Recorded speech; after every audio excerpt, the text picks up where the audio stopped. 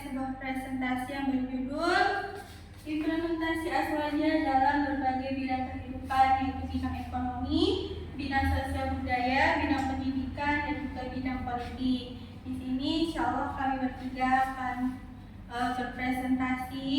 Mohon untuk didengar dan dilihat dan diperhatikan baik-baik. Dan di sini saya yang bernama Bina Septiana, Prodi PAI. Lalu ada Fatul Sahiti dari Prodi PAI.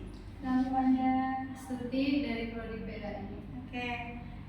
Dan sebelum kita memulai, marilah kita baca Bismillah. Bismillahirrahmanirrahim.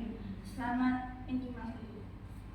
Dari poin-poin yang akan kami sampaikan di sini ada 4 poin. Yang pertama ada implementasi aswaja dalam bidang ekonomi, lalu implementasi aswaja dalam bidang sosial budaya, lalu ada implementasi aswaja dalam bidang pendidikan, dan terakhir dalam bidang politik.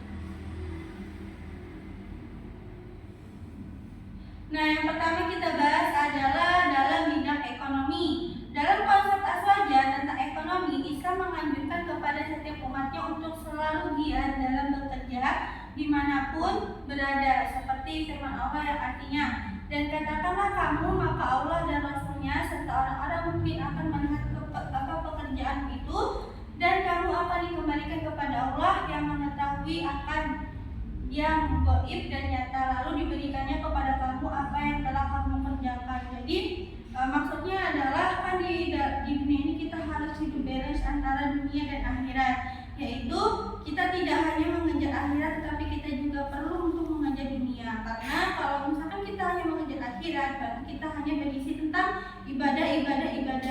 Ya, walaupun emang rezeki itu ada di tangan Allah, tapi kalau kita tidak berusaha dan bekerja, maka ibadah itu akan sia-sia karena tidak menimbulkan uang yang nyata. Ini paham? Insyaallah paham.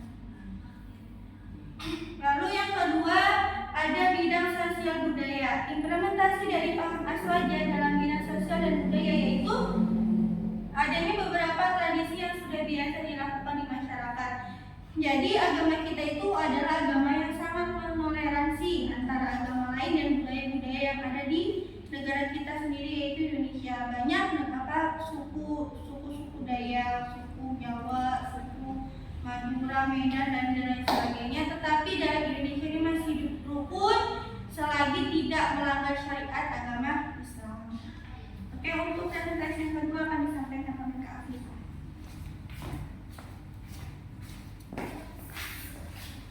Ya, selanjutnya saya akan menjelaskan poin yang ketiga, yaitu dalam bidang pendidikan.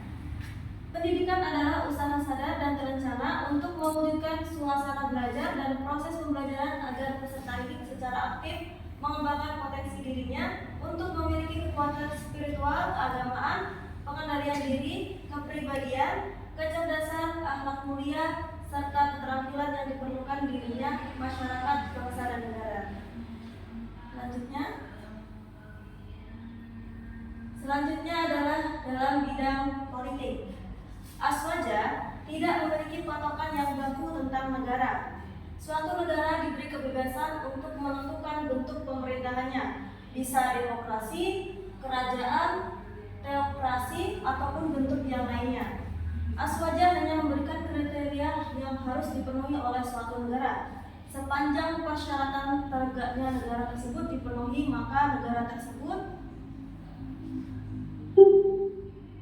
Nah, berikut ini adalah persyaratan yang harus dipenuhi oleh suatu negara tersebut. Adalah yang pertama, prinsip syura atau musyawarah. Jadi, musyawarah ini harus dilakukan untuk memutuskan suatu permasalahan, bisa, atau memutuskan suatu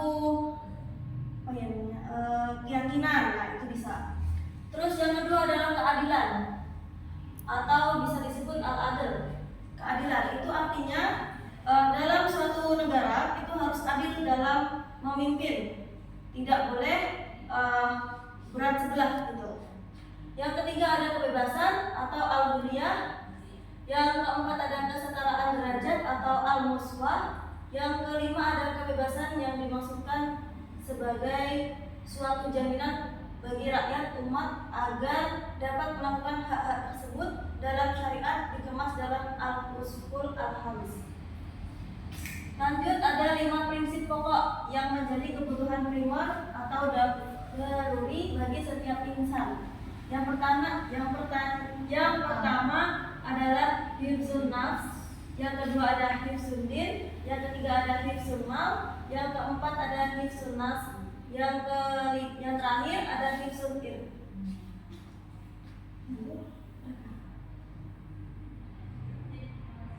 Selanjutnya kesimpulan akan disampaikan oleh Kak Mas Tuti, silakan. Untuk kesimpulannya, yang pertama, penerapan nilai SWJ dalam bidang ekonomi sangat berpengaruh dalam kehidupan bermasyarakat yang juga dapat menjunjung agama Islam. Yang kedua, penerapan SWJ dalam bidang sosial budaya juga berpengaruh dalam kebudayaan dan toleransi. Dengan itu, kita bisa saling menghargai adat dan tradisi satu sama lain yang berpaham SWJ.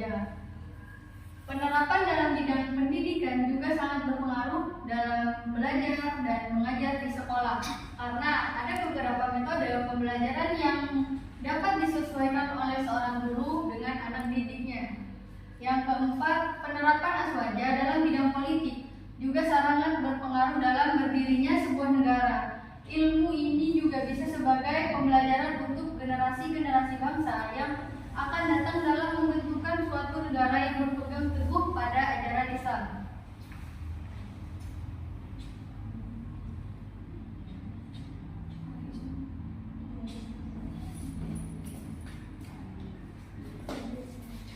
Baiklah, mungkin hanya ini yang bisa kami sampaikan dalam presentasi ini.